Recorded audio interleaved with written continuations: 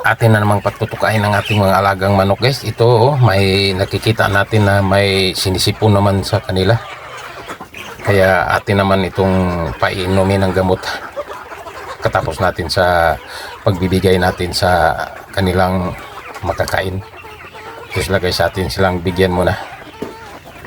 Hindi natin naagapan sila palagi guys kasi nga busy tayo dahil sa anak natin na na-admit sa ospital. Kaya itong hindi natin naagapan ng ating mga manok na mayroon naman sinisipon. Palagi naman tayong magdadali sa ating pagpakain sa kanila. Kaya hindi natin na kikita na mayroon namang sinisipon sa kanila. Kaya ngayon atin itong painumin natin ng gamot.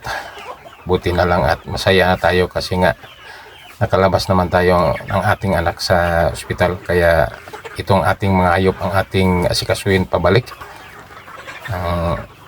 upang laging malusog ang kanilang katawan. Kaya ito, pagkatapos natin ito, ating paiinumin ng gamot ang manok natin na mayroong sinisipon. Ito sila guys, ang ating mga alaga. Kailangan na ating maagapan natin sila upang hindi masayang ating mga pagod at saka naman gastos natin sa ating pag-aalaga nito.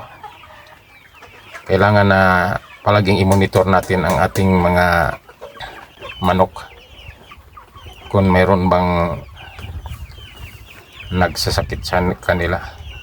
At itong ating mga sisiyo, okay ito siya guys kasi nga palaging may gamot ang kanilang tubig na mainom, mga malusog ang ilang mga katawan. Kaya atin silang bigyan ng kanilang mga makakain. Ito sila, ang ating mga sisiyo. May isang sinisipon siya guys kapon. Pinainom natin ng gamot at ngayon okay na siya.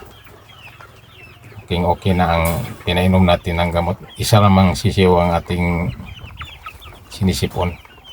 Ito sila guys, ang ating mga sisiyo. Atin na itong pakawalan mga 2 linggo galing ngayon.